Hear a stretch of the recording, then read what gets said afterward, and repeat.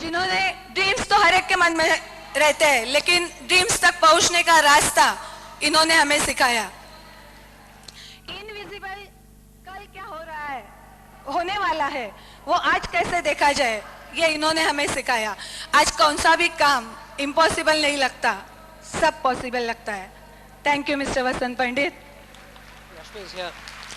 और आखिर में मिस्टर जांग, हमारे पितामह है, बिजनेस कैसा करना है इन्होंने सिखाया। जब शुरू में मैं ऑफिस में आती थी और देखती थी ये मिस्टर जांग है, इनके पास सब कुछ है, पैसा है, नाम है, सब कुछ है, लेकिन कोरिया छोड़ के, अपना फैमिली छोड़ के ये आदमी हमारे साथ दलामल टॉवर्स में बैठते थे, बोलते थे।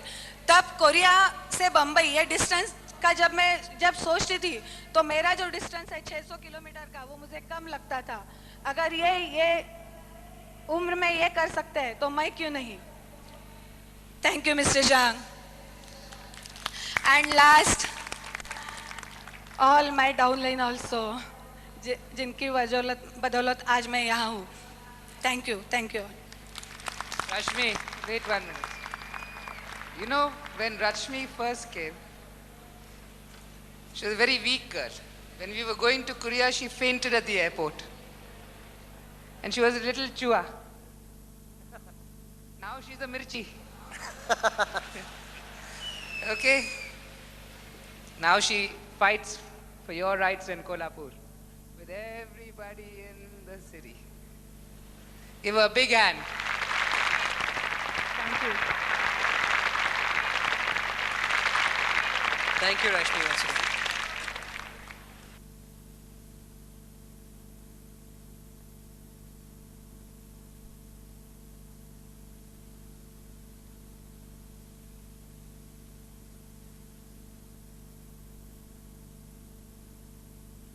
We now come to our top 10 MD, GMD, and SMD presentations. You know, we have this popular TV program, Kaun Banega Crorepati, 5 days a week on Star TV. In Japan Life, we do it every month.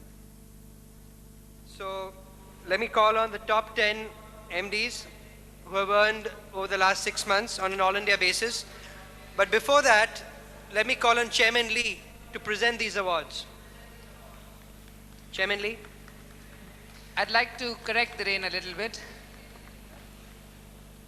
On Kaun Banega Crorepati, you have to answer only 4 or 5 stupid questions. Over here, the reward is with some effort. They work a little harder than those boys on Kaun Banega Crorepati. Okay.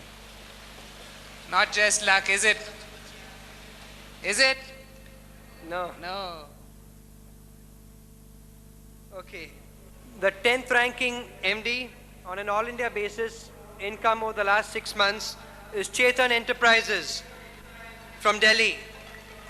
He's earned 15 lakhs 10,669 rupees 50 paisa.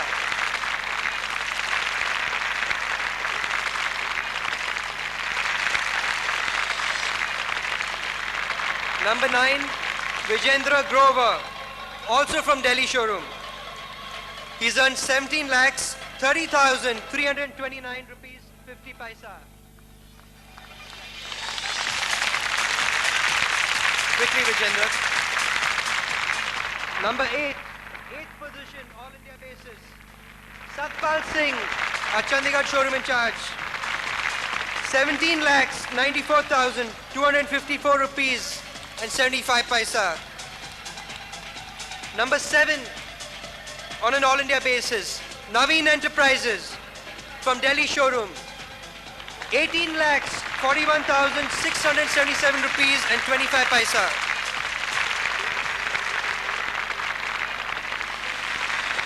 Number 6, Pama Enterprises from Bangalore.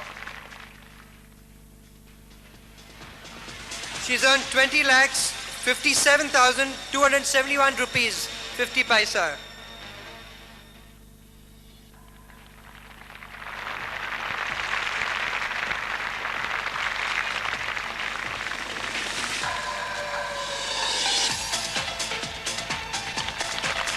In 5th position, Sri Ven Enterprises from Hyderabad.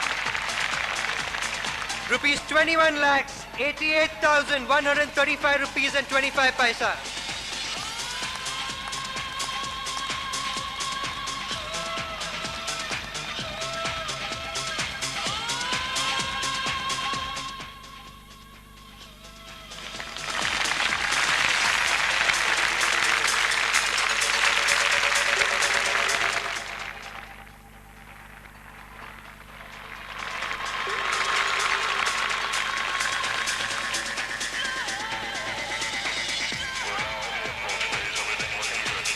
In fourth position, we have Kulaji Angre, the moving force behind Delhi showroom.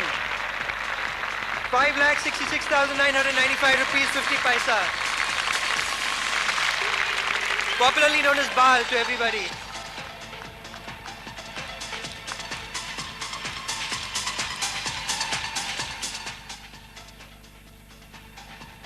In third position, we have a GMD Bobby's Network. Jaspreet Singh, Bobby. 29 lakhs 84,230 rupees 90 paisa from our Delhi showroom.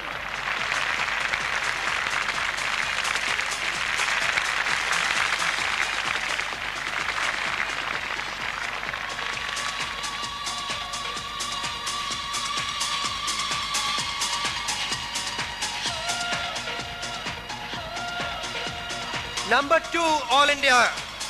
ABC Corporation, Basil Machado. The first sale in Japan Life, rupees 56 lakhs, 2,256 rupees, 90 paisa from Bombay. Give him a big hand, ladies and gentlemen. Basil is my classmate in school. The way he looks nowadays, I only say he's my schoolmate. Okay? Baz? And in number 1 position, All India, SMD, Mr. J.M. Jung, rupees 2 crore, 60 lakhs, 52,226 and 25 paisa from Tana showroom. Big hand, ladies and gentlemen.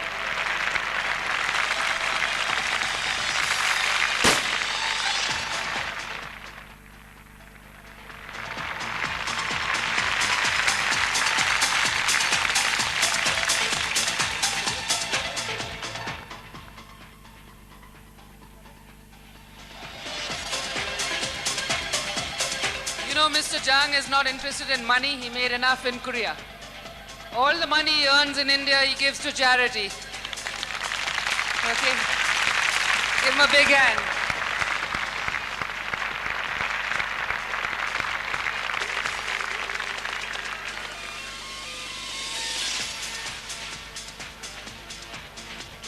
Okay, everybody, take a bow. Thank you. Thank you, Chairman Lee. Most guests who visit our showrooms do not become distributors because they fear that getting 3 people to join them will be very difficult. The answer to this is very simple. Ask yourself 2 questions. Do I want to improve my health? Do you want to improve your health? Do I want to improve my lifestyle? If the answer to both these questions is yes, don't you think at least 10 friends and relatives will also feel the same way? To tell us how he got his 3 partners, I would like to call on Gurmeet Singh from our Mumbai showroom to share his experience with us. He will talk to us in Hindi.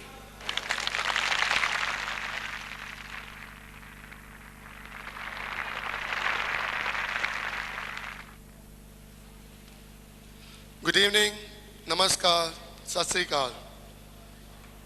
मेरा नाम गुरमीत सिंह है और मैं master distributor हूँ Japan life में और मैं बॉम्बे से हूँ। मैंने जापान लाइफ ज्वाइन की थी 22 जुलाई 1997 में और मुझे इंट्रोड्यूस किया था मेरा एक बहुत अच्छा फ्रेंड है रोहित नायडू ने। रोहित नायडू और मैं इससे पहले ईस्ट वेस्ट एलायंस में काम करते थे साथ में। ईस्ट वेस्ट एयरलाइंस में हम लोग क्रिकेट खेलते थे। अभी नहीं लगता कि मैं क्रिकेट प्लेयर हूँ, लेकिन मैं क्रिकेट खेलता था ना। आपको मालूम होगा ईस्ट वेस्ट एयरलाइंस 96 में बंद हो गई थी। जब ईस्ट वेस्ट एयरलाइंस बंद हुई तो रोहित नायडू को वरुण शिपिंग में जॉब मिला क्रिकेट के बेस के ऊपर, और मुझे किसी ने नहीं दिया। मैं 6 महीने तक घर में फ्री बैठा था। जिस दिन रोहित नायडू ने जापान लाइफ ज्वाइन की, वो सबसे पहले मेरे पास आया और कहा कि गुरमीत, मैंने एक मल्टीनेशनल कंपनी ज्वाइन कर ली है, उसका एक बिजनेस सेमिनार है, तेरे को चलना है। मैंने उसको पूछा क्या बिजनेस ज्वाइन किया तूने? वो उसका पहला दिन था जापान लाइफ में। उसने पूरा बिजनेस मुझे एक्सप्लेन कर दिया था, कैसे ये 3 लोग करने हैं, कैसे तुम फ्यूचर में पैसा कमाओगे और ये कैसे ये बिजनेस आगे बढ़ेगा। और जब मुझे एक्सप्लेन कर रहा था, मुझे लगा ये किधर फंस गया है और अभी ये मेरे को फंसा रहा है। मैंने कहा रोहित, मेरे पास टाइम नहीं है इस बिजनेस के लिए। जिस दिन मेरे पास टाइम होगा मैं तेरे साथ चलूंगा सेमिनार देखने। मैं 6 महीने से घर पे बैठा था, लेकिन इसके लिए मेरे पास टाइम नहीं था। 3 सैटरडे उसको मैंने एक जगह पे बुलाया कि मैं आ रहा हूं, और मैं वहां पे नहीं गया। तभी इंडिया में एक ही ऑफिस होता था नरीमन पॉइंट पे दलामल टार्स में। मैंने उसको 3 बार टाइम दिया और नहीं गया। 4th टाइम वो सुबह 8 बजे मेरे घर पे आ गया था और मुझे सोते हुए उसने पकड़ लिया था। और तभी दोपहर को 2 बजे सेमिनार होता था। मुझे 8 बजे से लेके 2 बजे तक उसने अपने साथ में रखा कि कहीं मैं भाग ना जाऊं। 2 बजे उसने मुझे ऑफिस में लेके गया। जब हम ऑफिस में गए, वहां पे 8 या 9 लोग थे उस दिन ऑफिस में उस सेमिनार को देखने के लिए। उन 8-9 लोगों में से 5-6 लोगों ने टाई लगाई हुई थी, मतलब वो ऑलरेडी जापान लाइफ में थे। सिर्फ 2 या 3 गेस्ट थे उस दिन मेरे जैसे। उन लोगों ने जिन्होंने टाई लगाई हुई थी, 5-6 लोगों ने, उनको मैं पहले से जानता था क्योंकि वो भी बॉम्बे में क्रिकेट खेलते थे किसी अलग अलग कंपनी से। उनमें से एक विश्वास वालकर है, बिमेश शाह है, जिनको मैं पहले से जानता था। ऑफिस में गए, एटमॉस्फेयर पूरा फ्रेंडली था और हमें फ्रंट रो में बिठा दिया सेमिनार देखने के लिए। आज जो सेमिनार आप स्क्रीन पे देखते हैं, ये पूरा सेमिनार तभी लाइव होता था।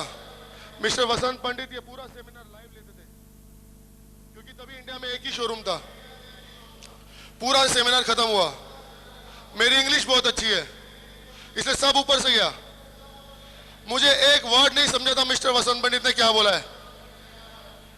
उसके बाद में जैसे 1 to 1 किसी को समझाते हैं तो 5 to 1 हुआ था। मुझे 5 लोगों ने मिलकर समझाना शुरू किया था बिजनेस कैसे करना है, और एक एक करके मुझे फिगर बताने शुरू किए। तुम 1 लाख रुपया कमाओगे, 2 लाख कमाओगे, 3 लाख कमाओगे। मैं सैलरी ले रहा था 3,800 रुपए की, और ये फिगर मुझे कुछ हजम नहीं हो रहे थे क्योंकि एविडेंस कोई बोर्ड पे नहीं था। ये बात कर रहे थे कि कोरिया में लोग कमाते हैं, अमेरिका में लोग कमाते हैं, इंडिया में भी हम कमाएंगे। हाईएस्ट चेक जो बोर्ड पे उस दिन लगा हुआ था 45,000 का था। आज अगर आप शोरूम से बाहर आते हैं, आपको बोर्ड पे अगर 10-15 लाख महीने का एविडेंस चाहिए तो मिल जाता है। उस टाइम हाईएस्ट चेक 45,000 का था। वो चेक देख के नहीं लगता कि किसी को कंपनी ज्वाइन करनी चाहिए। ज्वाइन करने का मैंने इसलिए सोचा कि रोहित जो मेरा फ्रेंड है, बहुत रिजर्व टाइप का लड़का था। वो बेंगलोर से बॉम्बे शिफ्ट हुआ था सिर्फ क्रिकेट खेलने के लिए, और उसने सिर्फ 5-6 दोस्तों का एक ग्रुप बना के रखा था जिसमें से मैं एक था। और जिस टाइम मैंने आने में 1 महीना डिले किया था इस सेमिनार के लिए, उस पीरियड में अपने 3 पार्टनर कर चुका था। जो उसकी पहली प्रमोशन थी उसकी हो चुकी थी, मैं उसका 4th पार्टनर था। मुझे लगा जब ये आदमी 3 कर सकता है तो दुनिया में कोई भी 3 कर सकता है। मैंने कहा ठीक है रोहित, मैं ज्वाइन कर रहा हूँ, लेकिन ये पैसे मुझे डैडी से लेने हैं। मुझे 1-2 दिन का टाइम दे कि मैं पैसे डैडी से लेके आऊंगा। उसने सुना पैसे डैडी से लेने को, घबरा गया कि अब मैं जाके घर पे एक्सप्लेन कर दूंगा। उसने कहा गुरमीत एक्सप्लेन कुछ नहीं करना, उनको सेमिनार में ले आना। मैं बहुत एक्साइटेड था उस दिन। मैं घर पे गया, मेरे डैडी फिल्म एक्टर हैं, उनको ऑफिस में लेके आना पॉसिबल नहीं था उस टाइम पे। मैंने पूरा बिजनेस उनको घर पे समझाना शुरू कर दिया, कैसे लोग करने हैं, कैसे ये बिजनेस करना है, कैसे वो आगे बढ़ेंगे। उनको लगा बहुत नया नया बड़ा एक स्कैम है जो बॉम्बे में आया है, और ये जैसी आया वैसी चला जाएगा। सो तुझे कुछ नहीं करना, अगर तू फ्री भी बैठे मुझे चलेगा, ये नहीं करना तुझे। लेकिन जब मैंने उनको एक्सप्लेन किया कि ये कोई स्कैम नहीं है, एक डिस्ट्रीब्यूशनशिप है जो मैं देख के आया, मुझे लेनी है। कहते डिस्ट्रीब्यूशनशिप है। तो मैंने कहा हाँ ये डिस्ट्रीब्यूशनशिप, मुझे 1 लाख रुपए चाहिए इसके। उनको लगा जो 1 लाख रुपया मांग रहा हूँ। उन्होंने मुझे पूछा कि ये तुझे डिपॉजिट देना है किसी के लिए, जैसे नॉर्मल बिजनेस में होता है कि आप 1 लाख रुपए कोई भी बिजनेस के लिए डिपॉजिट देते हो और डिस्ट्रीब्यूशनशिप लेते हो। मैंने कहा नहीं डैडी डिपॉजिट नहीं देना, उनका प्रोडक्ट खरीदेंगे तो डिस्ट्रीब्यूशनशिप मिल जाएगी। कहते क्या प्रोडक्ट? मैंने कहा बेड है। बोले 1 लाख का बेड है। उस टाइम उन्होंने मुझे बहुत गालियां दी, रोहित को भी बहुत गालियां दी कि वो लड़का बेंगलोर से आके मेरे लड़के को बिगाड़ रहा है। और उसने बाद में डैडी ने हंस के पूछा कि 1 लाख के बेड में तू देख के क्या है? मैंने कहा डैडी को कन्विंस करने के लिए मैंने उनको बोलना शुरू किया कि इस पे हार्ट अटैक नहीं होता, इस पे पैरालाइज नहीं होता, इस पे ये नहीं होता, इस पे वो नहीं होता। कहते हार्ट अटैक नहीं होता, किसी को जाके बोलो 1 लाख का बेड लेने के लिए, उसको हार्ट अटैक उसी टाइम हो जाएगा। और कहा कि इस बिजनेस के लिए गुरमीत तेरे को 1 रुपया भी नहीं मिलेगा। और उन्होंने क्या किया, मेरे पूरे रिलेटिव्स को फोन कर दिया कि गुरमीत पैसे मांगने आए तो कोई नहीं देना, अगर दिया तो मैं जिम्मेवार नहीं हूं। और सब जगह से मेरे रास्ते बंद कर दिए। मैंने रोहित को फोन कर दिया, रोहित ये बिजनेस मुझे करना है, मुझे 15-20 दिन का टाइम दे ये पैसे अरेंज करने के लिए। मैं पैसे अरेंज करने में गया, मुझे 15-20 दिन लग गए थे ये पैसे अरेंज करने में। पर इन 15-20 दिनों में मैं रेगुलर ऑफिस में जाता था। मैंने डेली इनके सेमिनार अटेंड किए, इनकी एजुकेशन मैंने 3 या 4 बार अटेंड की, तब जाके थोड़ा बहुत समझा कि ये बिजनेस कैसे करना है। लेकिन जिस टाइम मेरे 15-20 दिन के बाद पैसे अरेंज हुए, 22 जुलाई को मैंने जापान लाइफ ज्वाइन की। लेकिन इन 15-20 दिनों में अपने 2 दोस्तों को बोल के रखा था कि पैसे अरेंज करना शुरू करो, मैं तुम्हें कुछ बिजनेस दिखाऊंगा। मैंने किसी को कुछ एक्सप्लेन नहीं किया था, सिर्फ इतना कहा था कि पैसे अरेंज करो। जिस दिन मैंने जापान लाइफ ज्वाइन की थी, नेक्स्ट दिन मेरे दोनों दोस्तों ने जापान लाइफ ज्वाइन की थी। मेरे पहले दिन अपने 2 पार्टनर मुझे मिल गए थे। थर्ड पार्टनर जो पहली प्रमोशन होती है उसके लिए मुझे 8 दिन लगे थे। में 10,800 रुपए का दूसरा चेक मुझे मिला था 54,000 रुपीज का। उस चेक में मेरी जरा भी एफर्ट नहीं थी, जस्ट इन 3 लोगों ने अपना बिजनेस आगे बढ़ाया था। वो चेक लेके जब मैं घर पे गया था और डैडी को बताया, डैडी कहते क्या है? मैंने कहा ये मैंने जापान लाइफ ज्वाइन की है। उनका रिएक्शन ये था कि उन्होंने अपनी तरफ से एक चेक दिया था और कहा था कि मेरी सिस्टर को ज्वाइन करवाओ। 4th पार्टनर जापान लाइफ मेरी रियल सिस्टर हुई थी। उसके बाद अक्टूबर 97 में जापान लाइफ में दिल्ली में ऑफिस खोला, कालका जी में। मेरे डैडी मेरे साथ आए थे बॉम्बे से, क्योंकि मेरे कजन की यहाँ पे शादी थी। मेरी कजन की शादी के बाद मेरे डैडी ने मेरे कजन को जबरदस्ती की जापान लाइफ ज्वाइन करने के। जबरदस्ती इसलिए करनी पड़ी क्योंकि उस ऑफिस में वो अकेला लड़का बैठ के सेमिनार देख रहा था।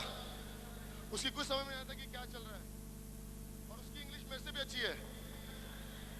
और जिस दिन सेमिनार देख के बाहर आया था, मैंने उसको पूछा सतपाल समझ में आया? बोलता हाँ समझ में आया। मैंने क्या समझ में आया? बोलता उसका नाम वसंत पंडित है। बस इतना ही उसको समझ में आया था। तो मैंने उसको जबरदस्ती की, तू जापान लाइफ करेगा। उसने उस दिन जापान लाइफ ज्वाइन की और उसकी पहली प्रमोशन के लिए उससे 13 दिन लगे थे, क्योंकि उसके बहुत खास से दोस्तों ने उसको ट्रस्ट करके फटाफट ज्वाइन किया था।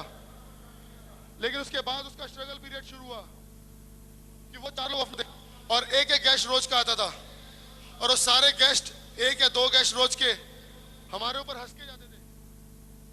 कहाँ फंस गए तुम, कहाँ गद्दे बेच रहे हो, कहाँ अच्छी अच्छी फैक्ट्रियां छोड़ के काम कर रहे हो। बहुत कुछ सुनने मिला। लेकिन बाद में आस्ते आस्ते 1-1, 2-2 लोगों ने ज्वाइन करना शुरू किया, सबकी फैमिली ने ज्वाइन करना शुरू किया। और आज अपने चारों तरफ आप देखिए, उन 4 लोगों की मेहनत से ये नतीजा। आज मैंने जापान लाइफ में 16 लोगों को इनवाइट किया है 3 सालों में, जिसमें से 14 लोगों ने ज्वाइन किया जापान लाइफ।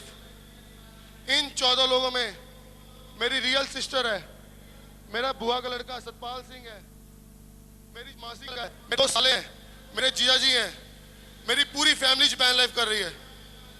इन 14 लोगों की वजह से जापान लाइफ में मेरी वजह से आज 13,500 लोगों ने ज्वाइन किया है ऑल ओवर इंडिया में। जापान लाइफ से मैंने आज तक इन 3 सालों में 80 लाख रुपया कमाया है, 80 lakh rupees.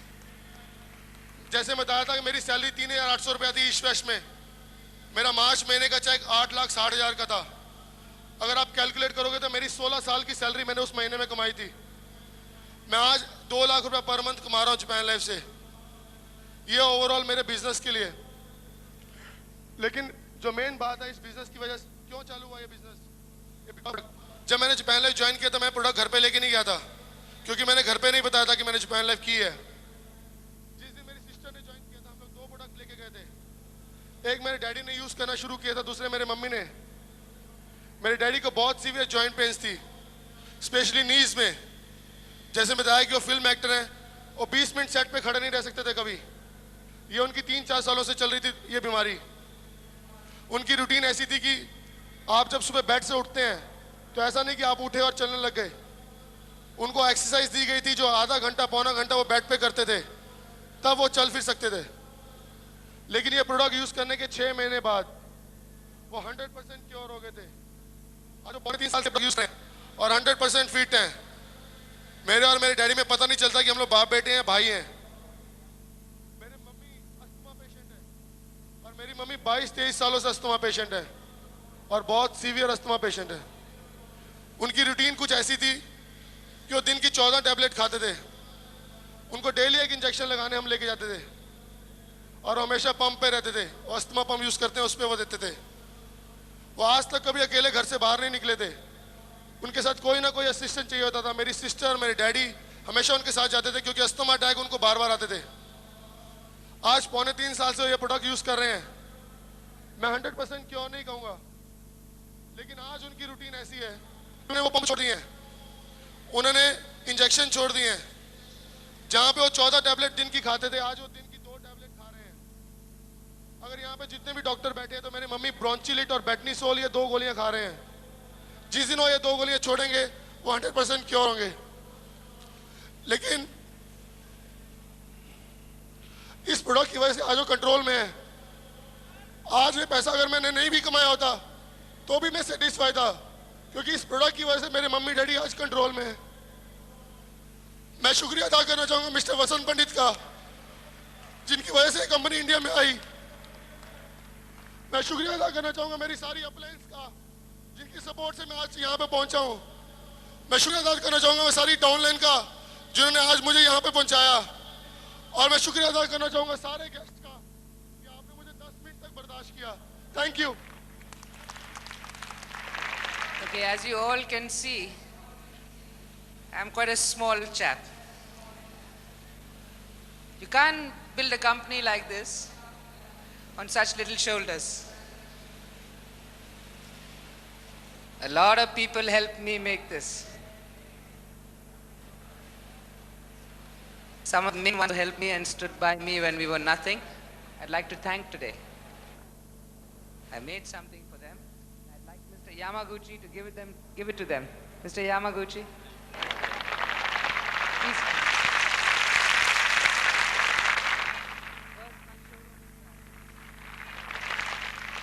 Mr. Kulkarni. It's a small gift that I designed myself, and I hope you like it.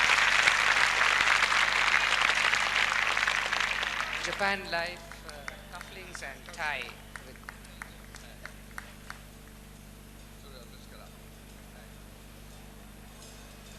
Mr. Ramesh Pujari. Ramesh used to work in a bank.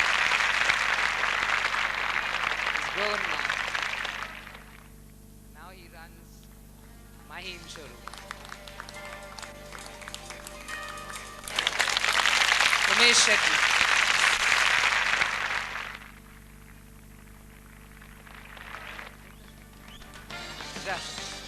Cochin showroom. Rashmi Patel.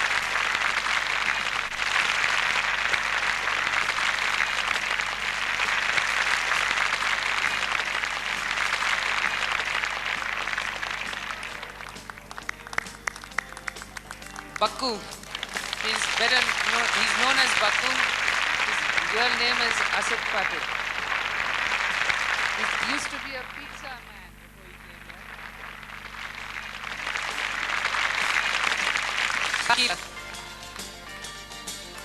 Carl, poor chap, has no time to run any showroom anymore. The JNITA don't run showrooms when they can. They travel between showrooms to make sure everything's running right. Amar Kurgaonkar. Thana showroom. Amar has learned his business the hard way. It is a tribute to Amar that after what he's gone through in the process of learning, that he's still here. Vishwas Chavalkar does a very thankless job in Aurangabad.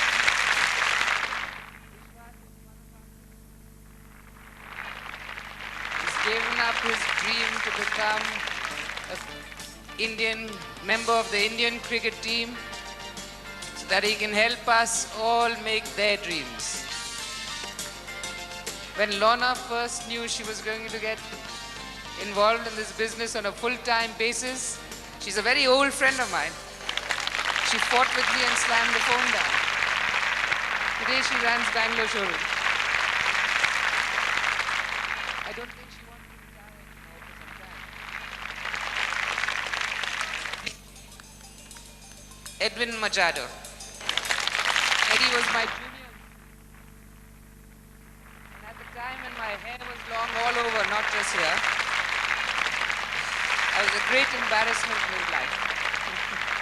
Huh, Eddie? Today we work together. Patricia. I think most of you know Patricia. She's more interested in our health than in our money. And she runs all the health rooms in all the showrooms. All the doctors are with her.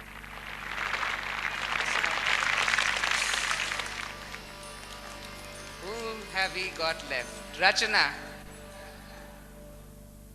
I keep saying Rachana's name wrong. Have I sent it right today, Rachana? Yeah. Rachana runs our Delhi showroom. I think she's our youngest showroom in charge. When she first became the showroom in charge, she cried a lot because I used to shout at her so much. Now she doesn't cry so much. Satpal. Satpal joined us when there were 3 people in the Kalkaji showroom. He and 2 of his friends. Today Satpal runs Chandigarh. And when we open some showrooms around Delhi, Satpal is going to be the backbone of most of them. The 2 people left, 3 people left. And the 3 of them are very important in my life. Basil. Basil was the first person to buy this product in India. He didn't know what he was buying. He bought it only because I told him to. When we were in school, we were the only ones who used to be fashionable. We were in boarding school in Bangalore at that time and the Jesuits didn't like it. So we were always in trouble. Bal. I think you all know Bal Angre. Without Bal, I can't run this company. This company is mine in name alone. In actual fact, this pocket of mine is shared by more than just me. Bal shares my pocket. And the last person who everyone in this room, in this stadium owes, because without him, none of us would be here. Mr. Jang. This company was built by Mr. Jang, not by me. Mr. Jang taught us what MLM is. He taught us what the product is. I want you to all join me in thanking all these people. Dhiren, oh my God. Oh my. Always getting trouble. Dhiren has worked very, very hard. First in Belgaum, he sat in Karnataka without knowing any Kannada. The only entertainment he's had in Belgaum is putting on his Walkman and walking on a jogging path. Because for a Bombay boy, there's no action. He's back in Pune now, helping Eddie with that new showroom. And he's also standing at that podium. All of you give Dhiren a big hand. Come, Dhiren.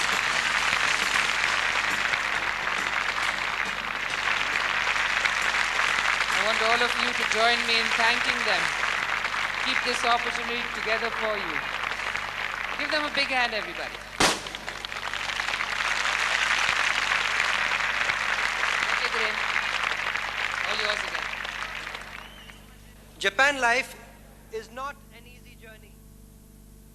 You will have to cope with disbelief, laughter, and ridicule. But if you truly desire to change your life, you have to take action now. Our next speaker will tell you how dramatically this business has changed the way he lives.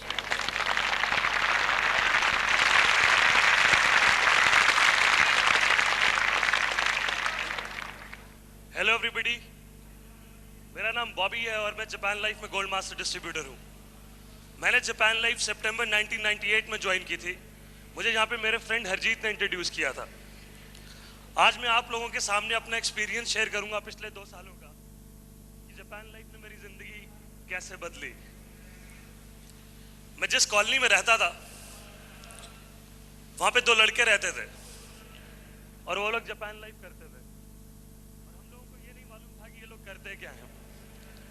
जब भी मैं अपनी colony में आ जाता, अपने दोस्तों के साथ, कॉलोनी के फ्रेंड्स के साथ मिलता, उन 2 लड़कों की अक्सर बातें होती थी। उम्र में मुझसे काफ़ी छोटे हैं वो, 20-20, 21 साल की उनकी उम्र थी। एक का नाम विकास और दूसरे का सिद्धार्थ। आज दोनों मास्टर डिस्ट्रीब्यूटर हैं इस कंपनी में। तो मेरे आस पड़ोस के जितने भी लड़के थे वो जब भी मेरे से मिलते तो मेरे को बोलते थे कि बॉबी कुछ गड़बड़ है, कि विकास और सिद्धार्थ क्या कर रहे हैं कुछ मालूम नहीं है। जब भी इनके पास जाओ कुछ लाखों की बातें ये लोग करते हैं और अचानक इनके पास सेल फोन आ गया है, बाइक से गाड़ी आ गई है और करते क्या है किसी को नहीं मालूम। तो मैंने बोला ठीक है मैं पता लगाता हूँ। विकास मेरा बिल्कुल पड़ोसी था। मैंने विकास से एक दिन पूछा कि क्या कर रहे हो तुम आजकल? तो उसने मेरे को टाल दिया, बोला कि नहीं अभी कुछ नहीं कर रहा, अभी मैं लंदन में सीए कर रहा था, छुट्टियों के लिए आया हूँ। तो मैंने कुछ बोला नहीं उसको। तो थोड़ा सा चेंज मैं भी नोटिस कर रहा था, उसके कपड़े पहनने का ढंग, सारा कुछ, तो लाइफस्टाइल उसका चेंज था। तो फिर बार बार जब ये बात होती थी तो मुझे भी लगता था कि पता करना चाहिए। और हम लोग देख रहे थे कि उनका ग्रुप धीरे धीरे बढ़ता जा रहा था। हमारी बिल्डिंग के आसपास जितनी भी अपार्टमेंट्स हैं उन सब के और थोड़े थोड़े लड़के उनके साथ ज्वाइन होना शुरू हुए। वो लोग 2 से 4, 4 से 6, 8 से 10 हुए। मेरी सामने वाली बिल्डिंग में एक लड़का रहता था जिसकी सिस्टर को मैं जानता था, वो भी उनके साथ नजर आता था रोज। तो एक दिन मैंने उसकी सिस्टर को फोन किया कि ये क्या चक्कर है तेरा भाई विकास, सिद्धार्थ, ये लोग करते क्या हैं? तो उसने मेरे को बोला कि जापानीज मल्टीनेशनल है, उनका नेहरू प्लेस के पास ऑफिस है और वहां पे ऐसे ऐसे एक 80,000 का मैट्रेस है और आगे 3 पार्टनर बनाने हैं। ये उसने मेरे को फोन पे बोला। तो जब मैंने सुना तो मुझे बहुत हंसी आई। मैं नेक्स्ट टाइम मेरे को विकास मिला तो मेरा सबसे पहला सवाल यही था कि विकास वो 80,000 का गद्दा कैसा है? तो उसने बोला नहीं 80,000 का गद्दा नहीं है, 100 चीज़ें और भी हैं उसके साथ। तो मैं उसको यही बोल रहा था कि अगर मुझे आज की डेट में कोई बोलता है कि 10,000 का मैंने जूता पहना है या 15,000 की मैंने जीन्स पहनी है तो मेरे को समझ में आता है कि होती है। 80,000 का गद्दा अगर तू मुझे दिखाएगा तो मैं जाके बोल तो सकता हूँ कि मैंने भी देखा है, मुझे पता भाई। तो उसने बोला ऐसा नहीं है, उसके लिए हमारे ऑफिस आना पड़ता है। तो मैंने उसको बोला ठीक है मेरे को अपने ऑफिस लेके चल।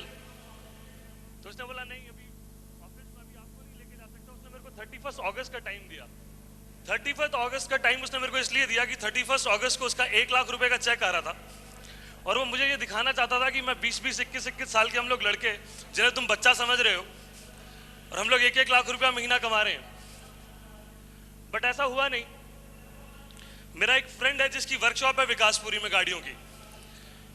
मैं अपनी गाड़ी उससे ठीक कराता था तो मैं उसके वर्कशॉप गया तो उसने मेरे से पूछा बॉबी आजकल क्या हो रहा है, क्या कर रहा है तू? जापान लाइफ से पहले मैंने जिंदगी में कुछ खास नहीं किया था। मैंने 2-3 बिजनेस अपने डैडी के पैसे से और बंद कर दिए थे। तो मैंने उसको, तो उस समय हम लोग जो हमारा शेड्यूल था लड़कों का वो यही था कि हम लोग पूरी रात पार्टी करते थे और पूरा दिन सोते थे।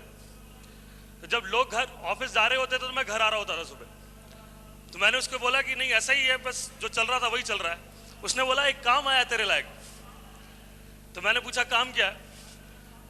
तो बोला नोट बट रहे हैं, बस समझ ले उठा के लाने। तो मैंने उसको बोला कि ठीक है फिर मैं बोरिया लेके आता हूँ, मगर जाना क्या बता तो सही। उसने मुझे बताया नहीं। बस एक ही बात पे आके वो अटका कि 80,000 की इन्वेस्टमेंट है। जब उसने बोला कि 80,000 की इन्वेस्टमेंट है मेरे को समझ में आ गया ये उसी कंपनी की बात कर रहा है। तो मैंने बोला ठीक है मैं चलूंगा। मैं नेक्स्ट डे हरजीत के साथ प्रेजेंटेशन देखने पहुंचा। प्रेजेंटेशन देखते वक्त मेरे दिमाग में एक ही चीज आई, ये प्रोडक्ट घर में सबके पास होना चाहिए, मम्मी डैडी बहन भाई सबके पास होना चाहिए। और दूसरी चीज मेरे दिमाग में एक आ रही थी 80,000 रुपया, कि अगर मेरे पास 80,000 रुपया होगा तो मैं बहुत सारी चीजें और लूंगा, मैं ये नहीं लूंगा। उसके बाद थोड़ा सा मेरे को बिजनेस एक्सप्लेन किया मेरे जो भी सीनियर्स थे ऑफिस में। फिर वहाँ हम लोग शेयरिंग सेशन करते हैं, वहाँ पे जितने भी सीनियर्स हैं अपना अपना एक्सपीरियंस शेयर करते हैं। उसमें विकास और सिद्धार्थ भी थे। तो उन लोगों ने बताया कि वो पैसा जो कमाया इन्होंने कैसे कमाया। तो इन लड़कों को मैं बचपन से जानता था। मेरे को एक बात समझ में आ गई कि अगर ये कर सकते हैं तो मैं भी कर सकता हूँ। और मैं यही सोचता हुआ घर गया। उस दिन मैं जल्दी घर गया, रात को खाना अपने डैडी के साथ खाया। मेरे को एक ही जगह से पैसे मिल सकते थे और वो थे मेरे डैडी। मेरे को ऑफिस में बोला था कि उनको अगर तुम समझाओगे तो समझ नहीं पाएंगे, उनको यहाँ पे लेके आना पड़ेगा। मेरे डैडी को मैंने बोला कि आपने मेरे साथ चलना है। तो उन्होंने पहला सवाल किया कि कहाँ चलना है। तो मैं उन्हें बता नहीं रहा था, मैं उनको बोला था बस आपने मेरे साथ चलना है। मेरे डैड इस बात पर अड़ गए कि जब तक तू बताएगा नहीं मैं जाऊंगा नहीं। तो ना करते हुए भी मेरे मुंह से निकल गया कि ऐसे ऐसे एक जापानीज मल्टीनेशनल है और वहां पे एक 80,000 का गद्दा है और 3 पार्टनर्स बनाने हैं। मेरे डैडी 2-3 मिनट तक तो मेरी तरफ ध्यान से देखते रहे और मेरे को बोला उन्होंने तेरा दिमाग खराब हो गया, तू पागल हो गया, तू एक काम कर, तू रात में जल्दी सोया कर, जल्दी उठा कर, तो कोई नौकरी कर ला, नहीं तो ऐसी स्कीम फंसेगा। मैंने उनको बहुत कोशिश की समझाने की, डैडी ऐसा नहीं है। मेरे डैड नहीं माने। जापान लाइफ का भूत जब मेरे दिमाग से उतरता था, मैं विकास और सिद्धार्थ को दोबारा देखता था आते जाते, तो मेरे को सब कुछ दोबारा याद आ जाता था। तो मेरे को लगा कि मुझे एक काम करना ही है, क्योंकि बचपन से मेरे दिमाग में था कि मुझे बड़े होकर बिजनेस करना है। मेरे घर में मेरे फादर एयरपोर्ट अथॉरिटी में है, मेरे दादाजी आर्मी में, मेरे घर में सारे लोग सर्विसेज में हैं। मेरे को ये था कि मेरे को बड़े होकर बिजनेस करना है। और दूसरी चीज मेरे दिमाग में ये आ रही थी कि अगर मेरे घर वाले मुझे बिजनेस के लिए 80,000 रुपया नहीं दे रहे, तो अगर मैं 5-6 लाख का कोई बिजनेस शुरू करता हूँ तो ये लोग कभी नहीं देंगे। तो मैंने डिसाइड किया कि मैं खुद ही ये पैसा इकट्ठा करूंगा और मैं कंपनी ज्वाइन करूंगा। मैंने अपने सारे फ्रेंड्स बुलाए और सबको बोला कि मेरे को पैसा चाहिए और तुम लोग में से जो भी मुझे जितना दे सकता है वो दो। ये बात मेरी मम्मी को भी मालूम चली, उन्होंने भी मेरे को थोड़े से पैसे दिए बिना डैडी को बताए। मैंने 80,000 इकट्ठा किया और मैंने जापान लाइफ ज्वाइन कर ली। सबसे ज्यादा प्रॉब्लम मुझे उसके बाद आई, उस समय ऑफिस में इतने ज्यादा लोग नहीं होते थे और दूसरा जिन लोगों को मैंने इंट्रोड्यूस करना था वो मेरे सारे दोस्तों को मैं बता चुका था और उनसे पैसा ले चुका था। सबको मालूम चल गया था कि बॉबी ने एक 80,000 रुपये का गद्दा खरीदा है। मैं जब भी किसी अपने दोस्त के पास मिलने जाता मुझे देख के वो हंसना शुरू हो जाता। तो सब कुछ उल्टा हो गया। तो मेरा एक फ्रेंड था सनी, जो शुरू से मुझे विकास और सिद्धार्थ के बारे में बोलता था कि ये लोग क्या कर रहे हैं। तो सबसे पहले मैं उसने क्या प्रेजेंटेशन के लिए, उसने प्रेजेंटेशन देखी, सब कुछ हुआ। वो बाहर निकला जैसे ही तो उसने मेरे को एक बात बोली, तेरा बॉबी ये वही कंपनी है जिसकी हम इतने सालों से इंतजार कर रहे थे। वो बहुत ज्यादा एक्साइटेड और बहुत ज्यादा पॉजिटिव था। मैंने उसको समझाया कि तेरे घर पे जाके किसी को कुछ नहीं बोलना। मैं उसके साथ उसके घर गया, हमने उसके घर में किसी को नहीं बताया। उसने इंटरेस्ट पे पैसा लिया और जापान लाइफ ज्वाइन की। दूसरा मेरा फ्रेंड था चेतन, दूसरा पार्टनर, वो इकोनॉमिक्स का टीचर था। मैं उसको लेके आया कि इकोनॉमिक्स का टीचर है, इसको कैलकुलेशन वगैरह सब कुछ समझ में आएगा। वो आया और उसने मेरे प्रेजेंटेशन देखी और उसने मेरे को बोला बॉबी तूने ये पैसे दे दिए? तो मैंने बोला हाँ। कह रहा तू फंस गया। वो बहुत ज्यादा नेगेटिव था। उसका मानना यह था कि वो 3 पार्टनर्स आगे नहीं बना सकता। उसका रीजन ये था कि उसकी शादी में मैं अकेला फ्रेंड था। बहुत ही इंट्रोवर्ट किस्म का लड़का है। रात को मैं उसके घर पे गया, मैंने उसको सारा कुछ अच्छी तरह से एक्सप्लेन किया। तो उसने बोला कि ठीक है मैं तेरे ट्रस्ट पे पैसा डालता हूँ। उसने मेरे ट्रस्ट में मेरे को ज्वाइन किया। उसके पास कुछ लाख 1.25 लाख रुपए की एफडी थी। उसने मेरे ट्रस्ट पे एफडी तोड़वा दी और कंपनी ज्वाइन कर ली। जिस दिन उसने वो एफडी तोड़वाई मेरा कॉन्फिडेंस लेवल इतना ज्यादा हाई हो गया, मेरे को समझ में आ गया कि ये काम मैं बहुत अच्छे तरीके से कर सकता हूँ। मेरे दोस्त मेरे पे ट्रस्ट करते हैं। और मैंने सारे अपने दोस्तों को वापस बुलाया और उनको समझाया कि जिस तरीके से तुम लोग सोच रहे हो वैसा नहीं है। मेरा तीसरा पार्टनर मोन्टू था, जो 2 बार मिस्टर इंडिया रह चुका है, एज में भी मुझसे बड़ा था काफी। 2 जिम्नेजियम है उसके जनकपुरी में और काफी अच्छा बिजनेस कर रहा था। तो मैं उसको लेके आया। उसने मेरे को बोला कि ठीक है मेरे पास बिजनेस के लिए बिल्कुल भी टाइम नहीं है, मगर मैं प्रोडक्ट लूंगा। प्रोडक्ट उसने अपने बेटे के लिए लिया।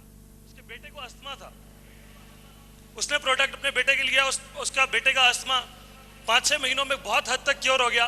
और मोन्टू मेरे पास आया और उसने बोला कि अब मैं बिजनेस भी करूंगा। आज ये तीनों लोग मेरे साथ मेरे डायरेक्ट पार्टनर्स हैं और ये एमडी हैं इस कंपनी में। मेरा पहला चेक जो जापान लाइफ में आया वो चेतन और सनी ने मेरे को पहले महीने में ज्वाइन किया तो वो 13,500 का आया। वो चेक लेके मैं घर पे गया, मैंने अपने डैडी को दिखाया कि पापा आप बोल रहे थे कि ये होगा नहीं, ये देखो हो गया। मुझे याद है मेरे डैडी ने मुझे उस दिन बोला कि तू पागल हो गया, पहले तू खुद फंस गया, तू और लोगों को भी साथ में फंसा रहा है। वो उस दिन भी नहीं माने। जो मेरा अगले महीने का चेक था वो था 41,850 का, देन 54,625, देन 72,900, 1,96,200, 6 लाख। आज मुझे इस कंपनी में 26 महीने काम करते हुए हो गए हैं। मैंने यहाँ से 1 करोड़ 22 लाख रुपया कमाया है। सबसे बड़ी चीज पैसे के अलावा जो मेरी जिंदगी में हुई है, मेरे डैडी का सोचने का ढंग बिल्कुल बदल गया है। उनको जिंदगी में 2 चीजें लगती थी कि एक तो मैं जिंदगी में कुछ कर नहीं सकता, और दूसरा ये फंस गया है। आज उन्होंने खुद जापान लाइफ ज्वाइन कर ली है। मेरे घर में जितने भी पुराने गद्दे थे हमने घर से बाहर फेंक दिए। मेरे अपने ही फैमिली में 14 मेंबर्स हम लोग ये वाला सिस्टम यूज कर रहे हैं। इससे बड़ी चीज मेरे लाइफ में ये हुई, जो एक्सपोजर मुझे मिला यहाँ पे, मैं नहीं समझता मुझे कहीं पे और मिल सकता था। अगर मैं कोई भी सर्विस, कोई भी बिजनेस करता, आज मेरे नेटवर्क में मेरे साथ यहाँ पे 5,000 लोगों से ज्यादा लोग मेरे साथ काम कर रहे हैं, और उसमें पता नहीं कितने doctors, engineers, MBAs, teachers, professor, students, हर तरह का आदमी मेरे साथ यहाँ पे काम कर रहा है। जो सीखने को मेरे को यहाँ से मिला, मैं नहीं समझता अगर मैं जिंदगी में कुछ और करता तो मिल सकता था। इंटरनेशनली भी कंपनी की तरफ से मैं जापान, कोरिया, अमेरिका होके आया हूँ, और मैंने देखा वहाँ पे लोगों को काम करते हुए, और हमने वहाँ से सीखा है। तो लास्टली मैं यही बोलना चाहूँगा, अगर मेरी जिंदगी में कुछ आज तक सबसे अच्छी चीज़ हुई है तो वह जापान लाइफ ही है। और इसके साथ मैं 2 लोगों का शुक्रिया अदा करना चाहता हूँ जापान लाइफ में। एक मिस्टर पंडित का, जो ऐसी अपॉर्चुनिटी इंडिया में लेके आए, और दूसरा मिस्टर बाल आंग्रे का, जिन्होंने मुझे जैसे लड़कों को यहाँ तक पहुंचाया।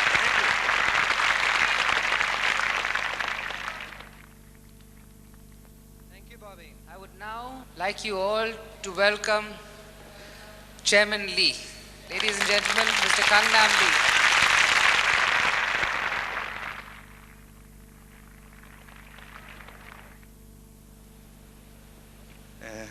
정말 멋있습니다. कितना खूबसूरत नजरा है। 그런데 지금 대단히 궁금합니다. 얼마나 모이셨는지 궁금하는데 나이트를 좀 어떻게 이렇게 비춰볼 수 없겠는지 모르겠습니다. आप सब लोगों को देखना चाहते हैं, जरा ऑडियंस के तरफ से लाइट करके बता दीजिए। 오늘 이 장면은 위대한 인도인의 저력을 한눈에 볼 수 있는 멋진 장면입니다. मुझे आज लग रहा है हिंदुस्तानियों के पास कितना शक्ति है। 오늘의 성공을 박수로 성원해 주십시오. आज की इस सक्सेस को ताली बजा के स्वागत दीजिए।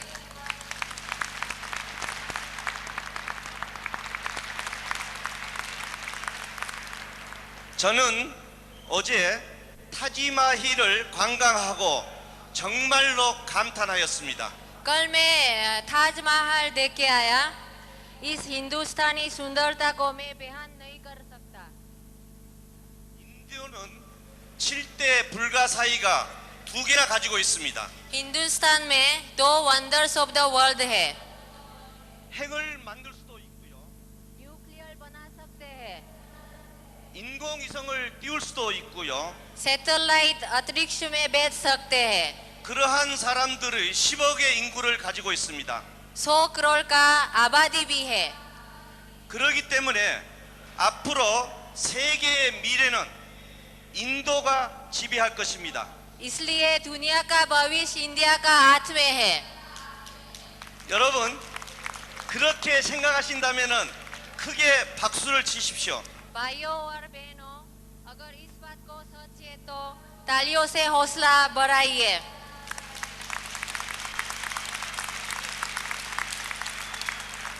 여러분 앞으로 정말 멋진 세상이 돌아올 겁니다. आगे का भविष्य बहुत ही उज्जवल है। 누구나 여러분 노력하면은 100살 이상까지 살 수가 있습니다. जितना मेहनत करेंगे 100 साल तक भी जी सकते हैं। 앞으로 돈만 있다면은 무엇이든지 살 수 있는 세상이 돌아옵니다. जितना मेहनत करेंगे कामयाबी आपके चरण चूमेगी। 그러나 개인이 큰 돈을 벌기는 너무 어려워집니다. लेकिन ये काम मिलकर किया जा सकता सकते हैं। 오늘은 여러분에게 노력하면은 개인이 큰 돈을 벌 수 있는 기회를 주는 날입니다. ताकि हम जो चाहे वो पा सकते। 저도 금년에 58세입니다. मैं अभी 58 साल का हूँ। 11년 전에 여러분들과 똑같이 재팬 라이프를 만나 돈을 많이 벌었고 11 साल से पहले आप लोग जैसे जेपेन लाइफ के साथ मुलाकात हुआ था। 지금은 한국에서 큰 그룹 회사의 회장까지 되었습니다. अब बहुत बड़ा ग्रुप कंपनी का चेयरमैन बन गया। 오늘 이 자리에 저에게 성공의 기회를 주신 일본 재팬 라이프 야마구치 회장님께서 오늘을 축하해 주시기 위해 이 자리에 와 계십니다. आज हमारे बीच मिस्टर यामागुची है जिन्होंने मुझे जेपेन लाइफ में काम करने का मौका दिया। आज वो हम सबको इतने बड़े उत्सव को प्रोत्साहन देने के लिए यहाँ आए हैं। 여러분 야마구치 회장님께 큰 박수 부탁드립니다. कृपया मिस्टर यामागुची का तालियों से स्वागत कीजिए।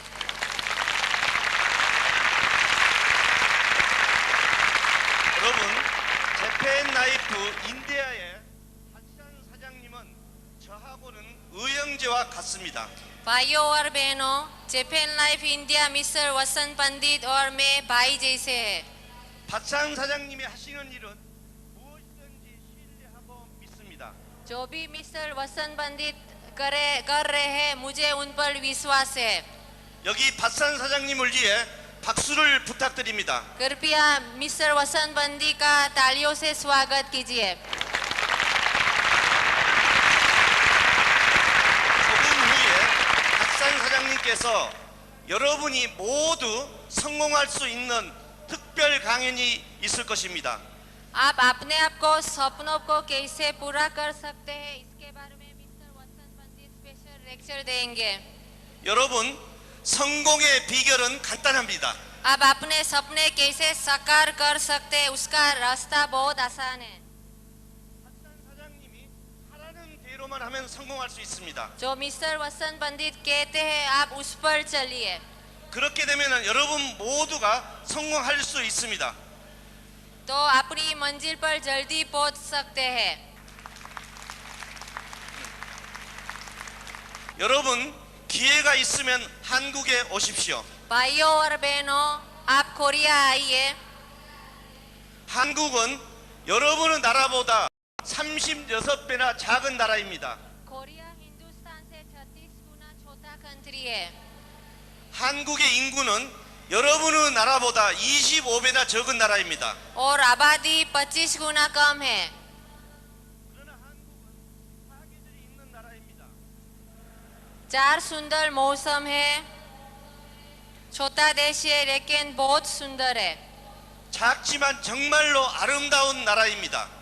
छोटा देश है लेकिन बहुत सुंदर है। 또한 한국의 SMK 회원들은 정말로 열심히 노력하고 있습니다. जेपेन लाइफ कोरिया के लोग बहुत मेहनत कर रहे हैं। 한 번 오시면은 저희들이 여러분을 반갑게 환영하겠습니다. आप जब कोरिया आएंगे हम आपका हार्दिक स्वागत करेंगे। 기다리겠습니다. मैं आपका इंतजार करूंगा। 감사합니다. धन्यवाद। जय Hind.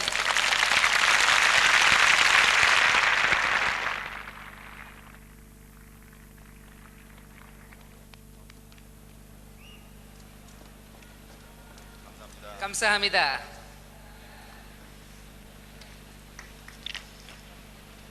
Ladies and gentlemen, I'd now like you to welcome Mr. Takayoshi Yamaguchi, founder of Japan Life, will give us a short speech.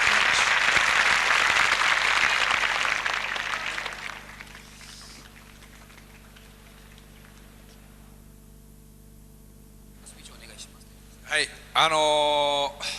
インドのジャパンライフビストルビーターの皆さん、こんばんは。 भारतवासियों, जापानीज में कोम्बानवा नमस्कार। こんばんは。第1回のニューデリーで開かれたこの盛大な国際大会に日本から今日の5時20分に到着いたしました。 इस पहले इतने बड़े इंटरनेशनल सेमिनार जो नई दिल्ली में पहली बार हो रहा है, उसमें मैं अपने साथियों के साथ जापान से 5:40 की फ़्लाइट से 5:20 पर यहाँ पहुँचा हूँ। この素晴らしいこの大会を本当に開催できたことを心より喜んでおります。 मुझे बहुत खुशी है कि जो आपके मिस्टर पंडित ने बोला था कि इतना बड़ा इंटरनेशनल सेमिनार वो यहाँ करेंगे, उसको वो आज कर पाए, इस बात की मुझे बहुत खुशी है। 実は日本から私と一緒に、この大会に参加した人をまずご紹介いたします。 सबसे पहले मैं मेरे साथ आए हुए साथियों को आपसे मिलवाना चाहूँगा। 日本の財界経済界、と日本の政界の指導者、日本の我々経営者がいろんな経営指針で指導していただいてます。たくさんの指導者を、たくさんの経営者を指導してます。そしてなおかつ日本の政治家をたくさん指導している、今日は日本の政界と財界の第一人者、アジア経済人講和会のマイノ理事長と一緒に来ております。 सबसे पहले मैं श्री माइनो जी को आपसे मिलवाना चाहूँगा। ये जापान के बहुत ही बड़े इकोनॉमिस्ट हैं और पॉलिटिशियंस और इकोनॉमिस्ट को बहुत राह दिखा रहे हैं। 実は日本から日本を代表して、日本の総発売元、日本の代理店の資格でいきますとスーパースターという資格なんですけど、渡辺社長一緒に来ました。 आपको मिलवाता हूँ श्री वातानाबे जी से।